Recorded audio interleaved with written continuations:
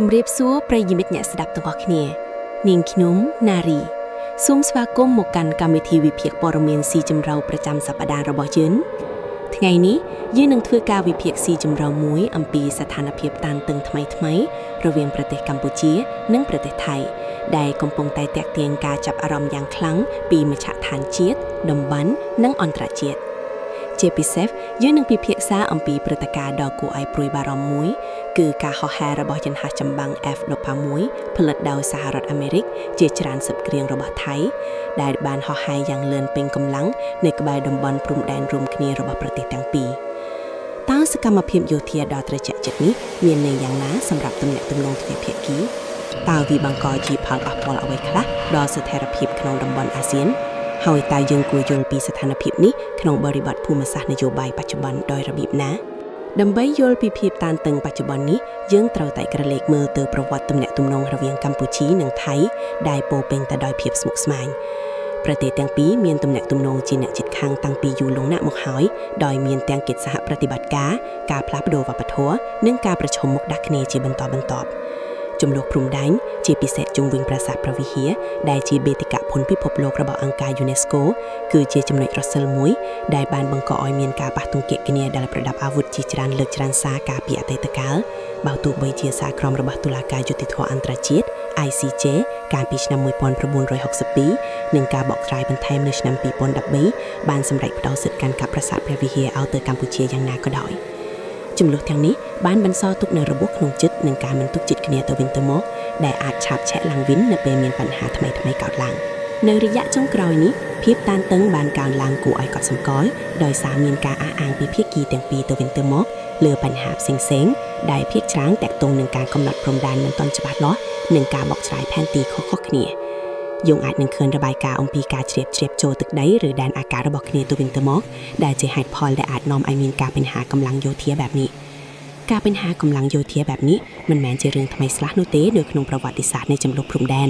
ប៉ុន្តែការប្រើប្រាស់យន្តហោះ F-16 ច្រើនគ្រឿងដែលជាប្រភេទយន្តហោះចម្បាំងទំនើបបំផុតផលិតដោយសហរដ្ឋអាមេរិកបានផ្ញើសារមួយយ៉ាងច្បាស់លាស់និងមានទម្ងន់ធ្ងន់ទៅកាន់ភាគីម្ខាងទៀតយន្តហោះ F-16 Fighting Falcon ត្រូវបានគេស្គាល់ថាជាយន្តហោះចម្បាំងព្រោះបំណងដែលមានល្បឿនលឿនអាចហោះហើរបានលើសល្បឿនសំឡេងមានសមត្ថភាពប្រយុទ្ធតាមអាកាសខ្ពស់និងអាចវាយប្រហារគោលដៅលើដីបានយ៉ាងមានប្រសិទ្ធភាពដោយបំពាក់ដោយប្រព័ន្ធរ៉ាដាទំនើបនិងមីស៊ីលជាច្រើនប្រភេទវត្តមានរបស់យន្តហោះ F-16 ច្រើនគ្រឿងហោះហើរពេញកម្លាំងនៅក្បែរតំបន់ព្រំដែនមិនត្រឹមតែជាការហ្វឹកហ្វឺនធម្មតានោះទេប៉ុន្តែវាអាចជាការសម្ដែងសេចក្តីយោធាដោយតមួយដើម្បីបង្ហាញពីការត្រៀមលក្ខណៈការហ្វឹកហ្វឺនដ៏ហ្មត់ចត់ឬជាសារព្រមានមួយដែលថៃចង់ផ្ញើទៅកាន់កម្ពុជាថាកុំឲ្យមានការរំលោភបំពានដែនអធិបតេយ្យភាពរបស់ខ្លួនវាជាសញ្ញាមួយដែលបង្ហាញថាភាគីថៃត្រៀមខ្លួនជាស្រេចដើម្បីការពារផលប្រយោជន៍និងទឹកដីរបស់ខ្លួនយោងតាមសេចក្តីរាយការណ៍និងការសង្កេតពីប្រជាពលរដ្ឋរស់នៅតាមបណ្ដោយព្រំដែនក៏ដូចជាប្រព័ន្ធផ្សាយព័ត៌មានមួយចំនួនយន្តហោះ F-16 របស់ថៃត្រូវបានគេឃើញហោះហើរជាច្រើនលើកច្រើនសា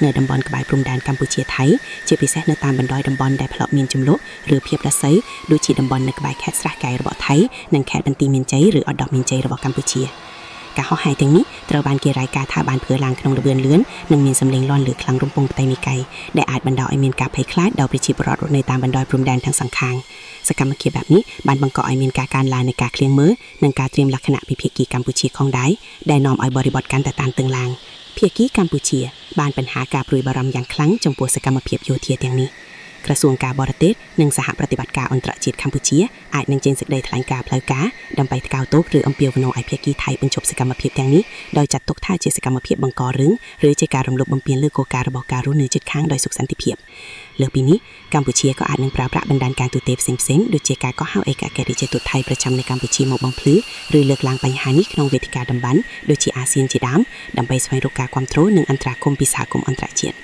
ការឆ្លើយតបរបស់កម្ពុជារំទាំងជានឹងផ្ដោតលើការអំពាវនាវរកការអត់ធ្មត់និងការដោះស្រាយបញ្ហាដោយសន្តិភាពតាមរយៈការចរចាផ្ទុយទៅវិញភាគីថៃរំទាំងជានឹងលើកឡើងនូវហេតុផលផ្សេងៗដើម្បីការពារសកម្មភាពយោធារបស់ខ្លួនគេអាចនឹងអះអាងថាការហោះហើរទាំងនេះគឺជាផ្នែកមួយនៃការហ្វឹកហ្វឺនយោធាជាប្រចាំដែលមានលក្ខណៈស្របច្បាប់នៅក្នុងដែនអធិបតេយ្យរបស់ខ្លួនឬជាការបញ្ហាពីសមត្ថភាពការពារជាតិរបស់ខ្លួនតែប៉ុណ្ណោះលើសពីនេះថៃក៏អាចនឹងអះអាងថាសកម្មភាពយោធាទាំងនេះគឺជាការឆ្លើយតបទៅនឹងការរំលោភបំពានណាមួយដែលគេអះអាងថាបានកើតឡើងពីភាគីកម្ពុជាឬជាការចាំបាច់ដើម្បីរក្សាសន្តិភាពនិងសណ្ដាប់ធ្នាប់នៅតាមបណ្ដោយព្រំដែនដែលងាយនឹងរងគ្រោះការលើកឡើងបែបនេះបង្ហាញពីភាពរឹងមាំរបស់ថៃក្នុងការការពារផលប្រយោជន៍របស់ខ្លួន ការបញ្ហាកម្លាំងយោធាបែបនេះបញ្ហាពីកម្រិតនៃភាពតានតឹងដែលអាចឈានទៅរកការយល់ច្រឡំឬការបង្កហេតុដោយអចេតនាដែលអាចបណ្ដាលឲ្យស្ថានភាពកាន់តែអាក្រក់ទៅអាក់វាជាហ្គេមផ្លូវចិត្តមួយដែលភាគីនីមួយៗព្យាយាមបញ្ហាពីភាពរឹងមាំរបស់ខ្លួនប៉ុន្តែហ្គេមនេះអាចមានហានិភ័យខ្ពស់ប្រសិនបើមានការប្រាស្រ័យទំនាក់ទំនងគ្នាប្រកបដោយប្រសិទ្ធភាពការហោះហើរយន្តហោះចម្បាំងក្នុងល្បឿនលឿនអាចបង្កឲ្យមានឧបទ្ទវហេតុដែលអាចត្រូវបានបកស្រាយថាជាអំពើអាមិតនិងបង្កឲ្យមានព្រឹត្តិកម្មតបតវិញ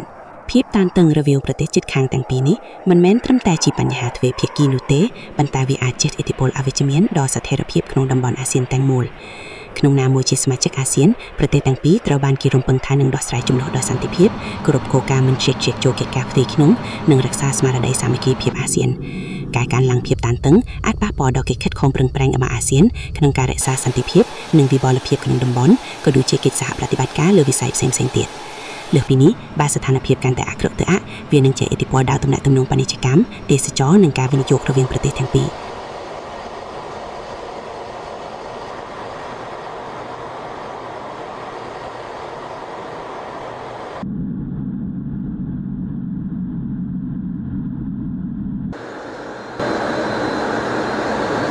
រយៈការចរចាការទូត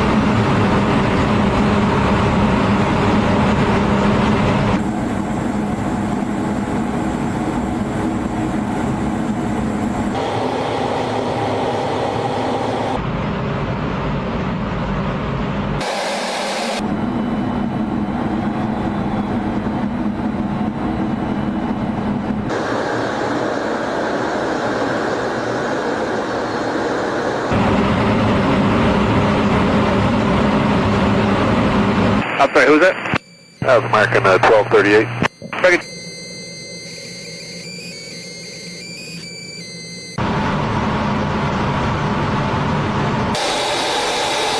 223 uniform. Oh, beautiful. Oh, beautiful, beautiful, beautiful. On your bag.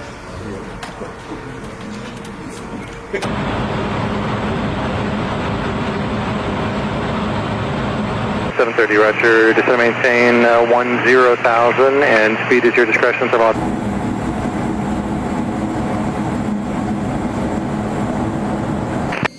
Sorry, I'll fix that.